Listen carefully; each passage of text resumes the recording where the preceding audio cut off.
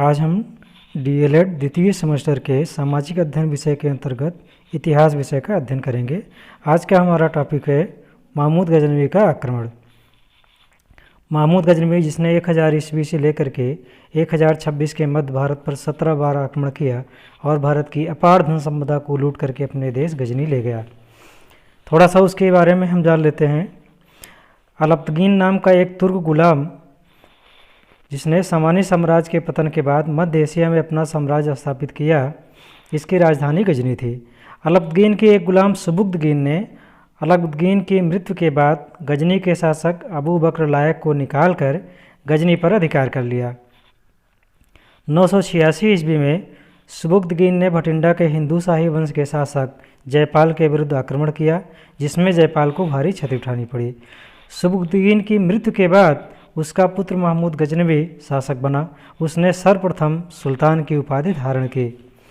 तारीख़ गुजीदा के अनुसार महमूद ने खलब बिन अहमद, जो सिस्तान का राजा था, उसी को हराने के बाद सुल्तान की उपाधि धारण की थी। महमूद द्वारा भेजे गए प्रार्थना पत्र को स्वीकार कर तत्कालीन खलीफा कादिर ने उसे नियुक्ति पत्र द्वारा राजसत्ता का उत्तराधिकारी नियुक्त किया तथा यामिनुद्दौला की उपाधि प्रदान की। सन 1000 से लेकर के 1226 के मध्य उसने भारत पर 17 बार आक्रमण किया था। महमूद के भारत पर आक्रमण का एकमात्र उद्देश्य धन की प्राप्ति था, न कि इस्लाम धर्म का प्रचार करना, जैसा कि बहुत सारे लेखकों का मानना है। महमूद के समय प्रसिद्ध विद्वान अल-बरूनी भारत आया, जिसने किताबुल हिंद नामक पुस्तक लिखी। इसमें तत्कालीन भारत की सामाजिक स्थिति का पता चलता है। उसने भारत के तत्कालीन सामाजिक स्थिति का सही ढंग से अध्ययन करने के लिए पहले संस्कृत भाषा सीखी। संस्कृत भाषा सीख करके उसने संस्कृत के ग्रंथों का अध्ययन किया और फिर उसके आधार पर भारतीयों के बारे में अपनी धारणा स्थापित की। अपनी धारणा अपनी पुस्तक किताबुल हिंद में लिखी। महमूद तथा उसके उत्तराधिकारी मसूद ने अपनी सेना में हिंदुओं को भी सम्मिलित किया था। मसूद की लगभग आधी सेना में हिंदू ही थे।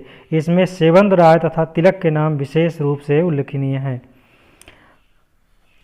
अब हम महमूद ने जो भारत पर 17 बार आक्रमण किए थे, उन आक्रमणों के बारे में एक बार से देख लेते हैं।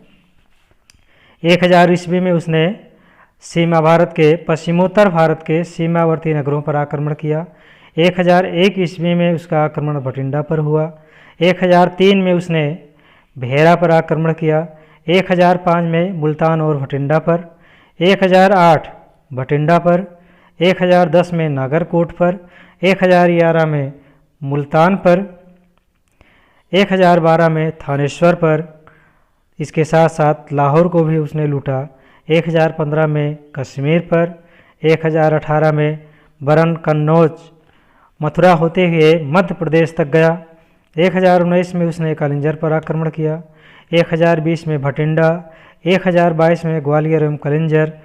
1025 में सोमनाथ और 1026 ईस्वी में उसका अंतिम आक्रमण सिंध के जाटों के ऊपर हुआ, जिन्हें उसने भारतीय आक्रमण के समय जाटों ने बार बार उसको परेशान किया था। उनसे बदला लेने के लिए 1026 ईस्वी में उसने सिंध पर आक्रमण किया।